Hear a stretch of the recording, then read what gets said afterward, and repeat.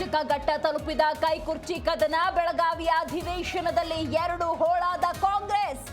Dinner party ಮೂಲಕ DK ರಾಜಕೀಯ ಸಂದೇಶ.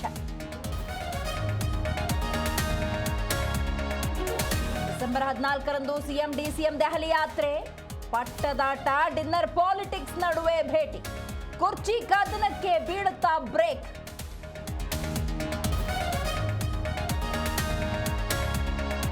ಅಧಿವೇಶನದ 5ನೇ ದಿನವೂ ಪ್ರತಿಭಟನೆ ಕಾವು. ವಿವಿಧ ಬೇಡಿಕೆಗೆ ಆಗ್ರಹಿಸಿ 16 ಸಂಘಟನೆಗಳ ಹೋರಾಟ. ಉಭಯ ಸದನಗಳಲ್ಲಿ ಅಭಿವೃದ್ಧಿಯ ವಾಗ್ಯುದ್ಧ.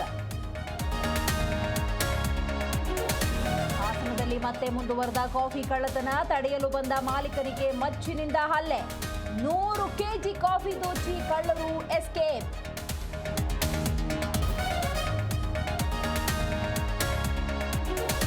ಕಾರ್ನಲ್ಲಿ ಬಂದು ಕಸ ಸುರಿದವರಿಗೆ ಬಿತ್ತು ದಂಡ. ಕಾರು ಮಾಲೀಕನನ್ನ ಪತ್ತೆ ಹಚ್ಚಿ 5,000 ಫೈನ್. ಬೆಂಗಳೂರಿನ ಸರ್ವಜ್ಞ ನಗರದ ವಾರ್ಡ್ನಲ್ಲಿ ಘಟನೆ.